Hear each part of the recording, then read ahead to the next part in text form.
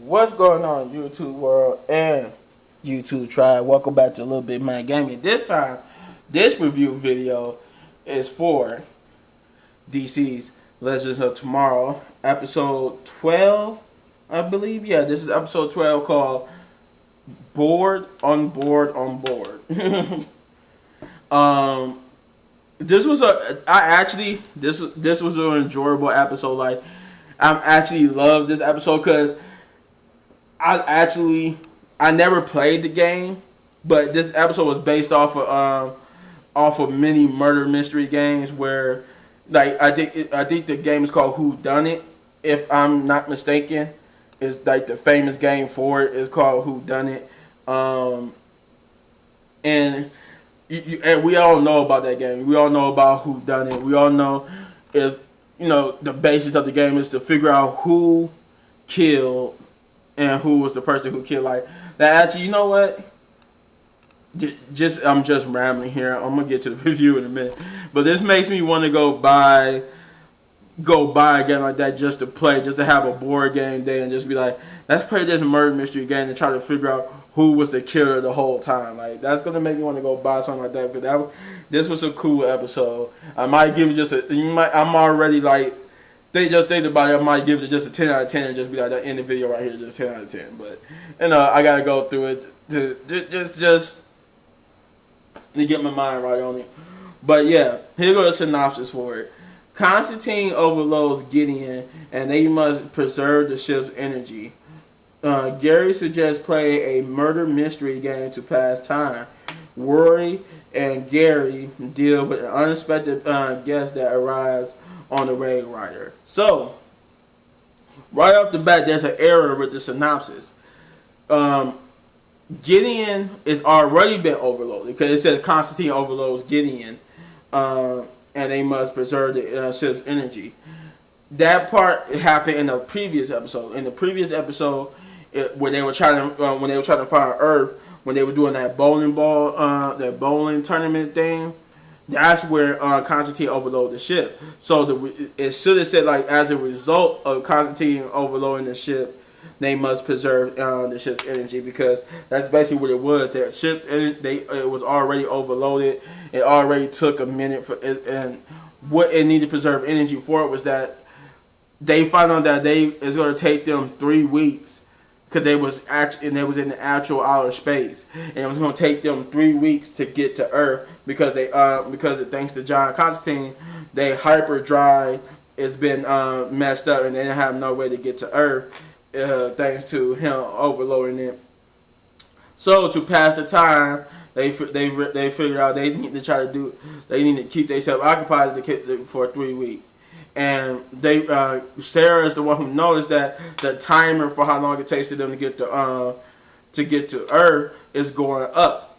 And it's moving up instead of going down. And she's like, she asked Gideon, why is your timer going up? And she said, because people are on the ship misusing power, which means it's gonna take us longer. It's gonna take them longer to get there. So Sarah and Ava, they go find whoever using much power. They find Nick and Bayrad playing Mortal Kombat 11. Nick was Nate and them was playing. I think Bayrad was Sub-Zero and Nate was Scorpion, which was, as you would guess, they tried not only a nod to Mortal Kombat itself, the games, but they also was doing that because of the recent movie. So that was also a nod to the movie of Scorpion and Sub-Zero's fight. But yeah, they was playing Mortal Kombat. They would get Sarah would disconnect them from the TV, which gave Gideon more power, which made the timer go down. Not Ava, but Astra. I was about to say Ava, but Astra was about to overload the system by using Gideon to make food, and they told her no. They said Gideon canceled that order. Do not make no food. And Astra was like, well, how's I supposed to eat? Ava was like, oh, I don't know. And then she looked at the refrigerator like, look, food. Cook it the old-fashioned way. We need the power to get home. And Astra just sitting there like, she gets mad. She's like, "What the hell, man? I'm not trying to do it the old-fashioned way. I'm trying to have food instantly cooked for me right now." She was about to order. She was about to order something extravagant too. Like she was at one of them fancy restaurants. She was about to order like a really nice steak with some side of this and that. And I'm like, wow. Yeah, that was gonna take a lot of power. So they realized only 3 days passed, and everybody was getting a little antsy. John Constantine ended up interrupting Bayrat and Sarah. Bayrat. I forgot to say the outro started off on the ending of the bowling tournament, so everybody getting back to the ship after bowling. And I forgot to mention that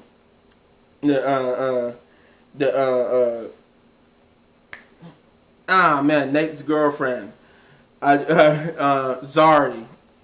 Took me a minute. Zari basically had to go back into the totem because so the timeline don't get messed up.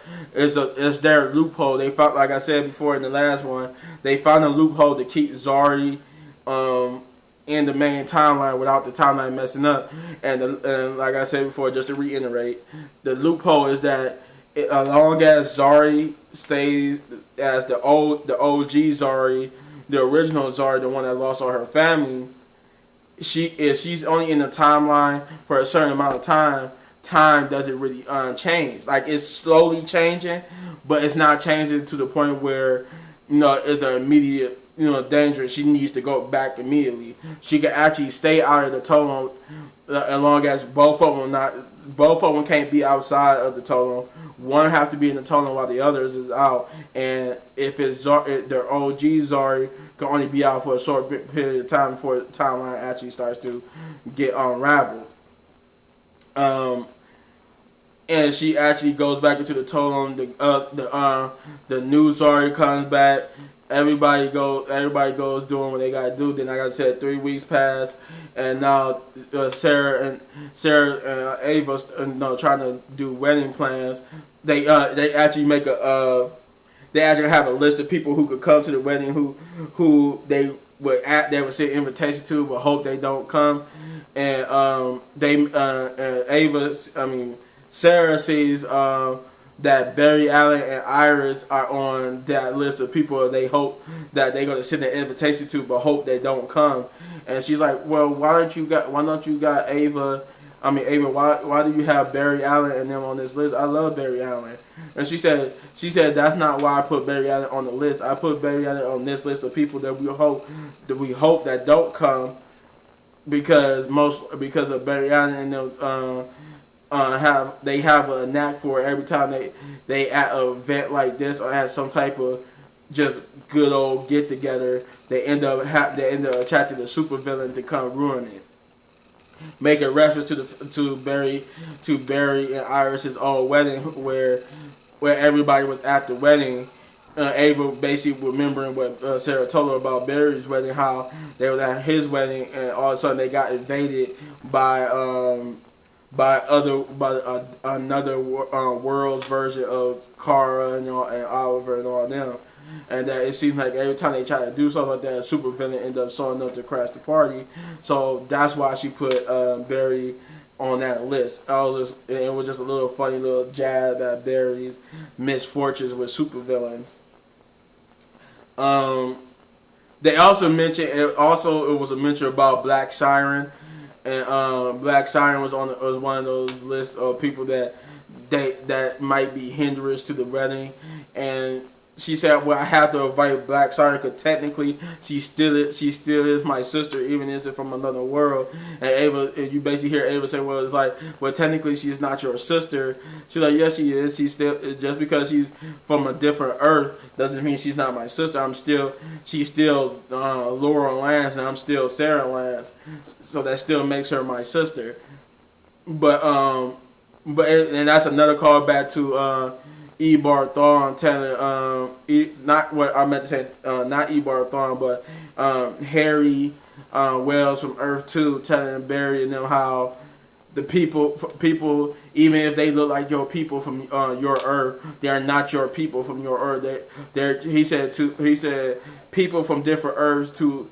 He said anybody that's from your Earth that exists on my Earth, you should treat them as ghosts, like reflections of people that you knew. These are you gotta remember, these are not your people. These are my people. To them, to us, our Earth is Earth 1. Even though technically it's Earth 2, he said to us we think we are Earth 1. Every Earth thinks they're the one Earth, and he was like, but to y'all, they his Earths, Laurel and all them, they're not your Earths. They're not your people. They're just pale reflections of your people. They don't have the same life and same experience. So that brings into a debate. But I am rambling on. I'm sorry. I rambled on about multiple Earths and all that type of stuff. So back. I'm so sorry. Back to at hand. We get to basically the board game, and because Sarah says we need to go on a mission, but not a mission. We need to go on some type of adventure. We need to do something to bring us together, because they go on basically cabin fever. They developing cabin fever. I was about to say stir crazy, but cabin fever is a better term to use, and we all know what cabin fever is. It's just they can't stand being cooped up for that long. No technology. It brings the question too, like I wonder if you would go stir crazy if we didn't have like the internet or anything to keep us busy, like with being in the house, feel like being in prison. But yeah, they go a little stir crazy. They develop cabin fever. So Sarah suggests that they do something to bring themselves together. They suggest to find and play a game that Gary mentioned doing earlier in the episode, but they blew them off. But now they realize that they don't have nothing to do, maybe Gary's game was an actual good idea. And Gary's game was basically a murder mystery game based off of the game of Who Done It. But it was his version was there. It instead of being called Who Done It, it was just basically just like Who Done It. Even Nate realized what it was, and he says just basically he even helped Gary explain the rules that basically you, in this game you take the role of different characters, and everybody gotta basically try to figure out who the killer is and how to stop it. And he said, and the other rules is that we all have to vote on who we think is the killer, and I think that person, whoever y'all vote unanimously who that killer is, they gotta reveal whether they the killer or they was a victim. And you keep going until you find out who was the killer. And I think in the game too, you get like a card for your person, and your card tells you if you was the killer or not. But in the game, they call the killer the Beast. But John Constantine growing irritated with Gary making dramatic tension sounds. He actually he used magic to teleport them into the game itself, where everything around them was basically alive and vibrant and was just like the game. They asked John Constantine. They was like, well, why is the he said why did this board game that we're in now looks awfully like your house? And he said because the magic he cast allowed him to project where they are, but the rest of the gas is filled in by his imagination. So he basically chose his house as the setting for the game, and everything else was just filled in. And they go on to play the game, and it was funny how to see people who usually don't play this type of games stumble through. You see, like I think Nate and Ava was the only people who enjoyed playing it. Because Ava enjoyed being a detective, while they had Astra being like a fortune teller. Astra, I think Sarah was like the Black Widow. I think Bayrat was like an artist. Zari was like a prima donna. Constantine was like a alien doctor. I think whatchamacallit was I forgot his name already. was the dude basically Steel. He was I think he was some type of other detective too. But yeah, they basically were sitting there playing the game, and I think the first person to die was Ava. Of all people, she was like the first one to die. She basically, like, the lights went off and she came on, and when it came on, she had the word, the card pinned to her chest saying dead, and she was like, they was like, oh look, Ava was the first one to die. Nate. If I remember his name, Nate. Nate was like, Nate was sitting up there like man, he was like, so much for the detective. She was just like, and Ava was trying to talk to them, and they realized Ava couldn't say no words. And Ashley was like, oh, the dead really don't have a voice here. And she got mad, takes the wine, and walk away, because she really can't. She's pretty much dead and had to leave the table to make the game seem real. You know, they made her leave the table because she's technically dead, and they try to figure out who was next. And they all started to accuse. They got to the point in the game where they were supposed to accuse who would they think what the killer was, as Nate was helping guiding them, since Gary got distracted, which I'm gonna get into the minute he got this. But this leads into the next kill. Nate, they all accuse Nate. They all unanimously accuse Nate of being the killer. The lights go out, and the lights come back on. Nate is sitting there looking like, boom, and you see a knife stuck in his back. And they checked his pulse. Nate is like really dead. Or he's not for real dead, but he's dead until the game is over with. And what Gary got distracted from was they got a SOS from the ship, and it turns to be Kayla. Kayla is back on the ship. She's alive and well, but why she's on the ship will remain a mystery, because I won't tell you. But she's on the ship for a specific reason, and it's revealed throughout the episode what that reasoning is.